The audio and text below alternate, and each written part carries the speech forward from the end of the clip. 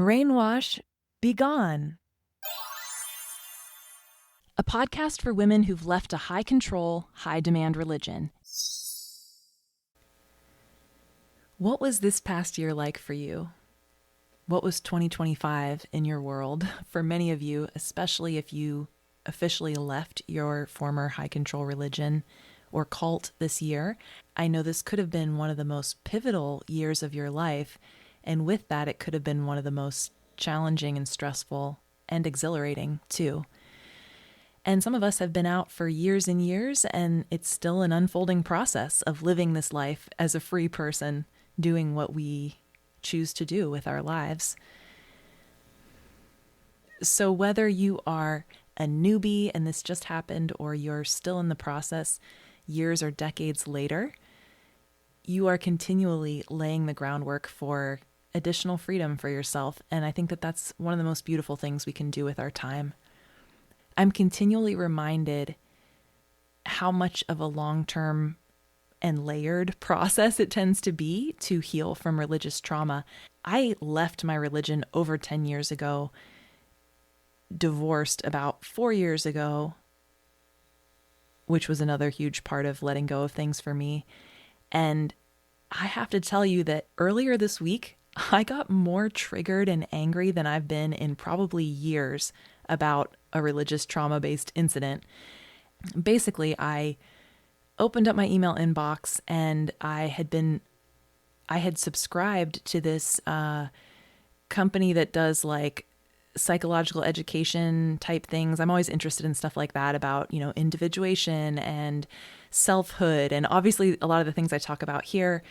And there are some groups where there are therapists or they're teaching certain things, and I like to keep track of all that. So I had gotten on this subscription list, and everything I'd seen about this company so far appeared to be just like, this is science-based psychological education. And I had no idea it had any religious component. And I was basically reading one of their emails, and it went straight from talking about selfhood and individuation and living your own life.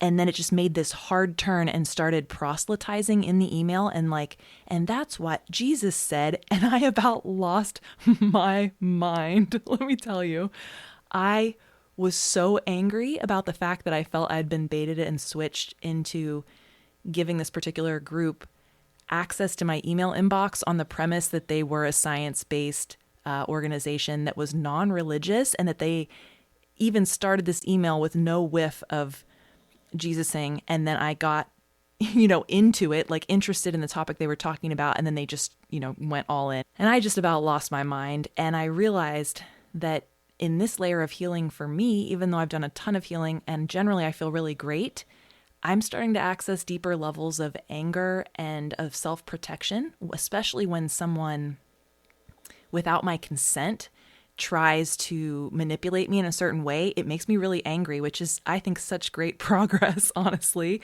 because before I had really been trained to not defend myself or to, make excuses for that. So basically, I am looking forward to digging into some more of the layers this year, which for me probably includes some of that anger and other things.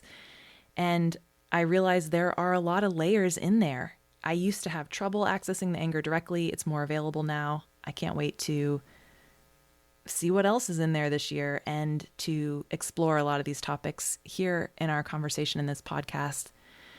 And wherever you are in the process, whether it's like day one of your freedom or you've been working at it for decades too, it's going to continuously unfold for you too, and that's okay.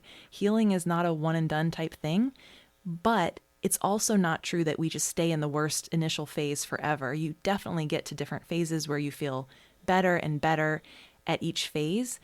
And I think that's really important to know, especially if you're starting out. I feel so much better, even though there's still some of those triggers out there that I run into sometimes. In general, I feel so much better.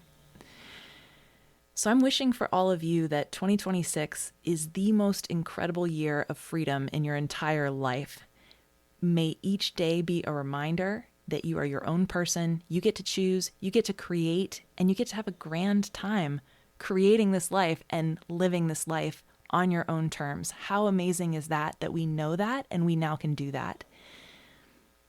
And we're going to have a lot of new episodes coming up on important topics. Can't wait to talk through all the things with all of you all. And I have to say that I've been feeling more and more the need for opportunities for community among those of us who've been through this particular flavor of life experience. It's just such a unique thing, and I feel such peace and camaraderie whenever I get the chance to talk with people who truly get it.